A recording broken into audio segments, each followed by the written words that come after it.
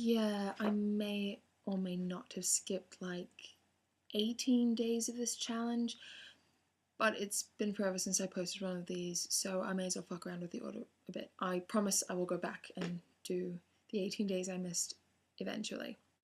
A book that I wish more people had read is this little thing called Survival by a girl named Katie Harbord. Wait, what? Katie Harbord, you know, that chick from the internet?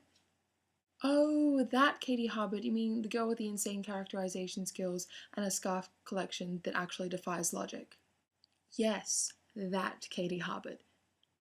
Wait, what? She wrote a book? While a lot of you, or a few of you, may know Katie, or may only know about me through Katie, what she doesn't talk about nearly enough is the fact that she wrote a book called Survival, a book which I learned about sometime late last year when I first started stalking her, and that I ordered a couple of months ago and literally devoured.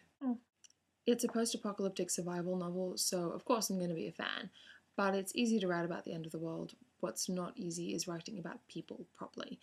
More than being a story about these two kids surviving the end of the world, it's really a clever exploration of society and the lengths that people will go to for control, stabilization, knowledge, and censorship, and it's about people's personalities and I just really wish more people had read it, and it's a shame that they haven't. So if you ever want to read a book that was published by an 18-year-old, though she may have only been 17 when she wrote it, you should go online and buy this book. I'll give you a link. And it's easy, it's not expensive, and you'll become Katie's favorite person for a day, which was fun. So I'm going to read to you from the beginning of chapter 7 because it's about Jack, and it's also where a lot of portmanteaus are thrown into the ether, and I like them. So here. Jack had many irritating habits. He tapped his fingers to a drumbeat that never seemed to be the one playing on the stereo. An internal metronome that she couldn't hear spurred him on to tap, tap, tap, tap on the window frame ceaselessly. He came up with portmanteaus for everything, from the mutant animals that they found to the act of sheltering a car within a building. It's a new action, he said brightly. It needs its own verb. I'm thinking shell-will-carring. To the pair of them, God knew why. Jacabe, he said solemnly. She blinked.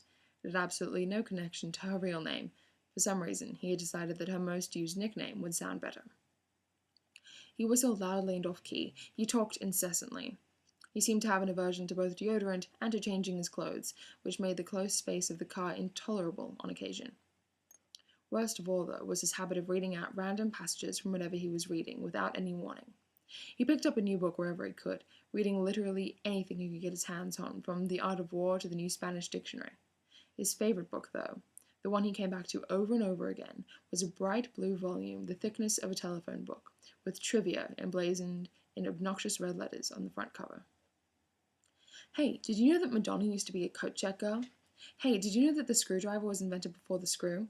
Hey, did you know that the giant African cricket enjoys eating human hair? Man, I'd hate to see what that thing's turned into now. Maybe it's like half jaguar or something, and now it eats your head and your hair.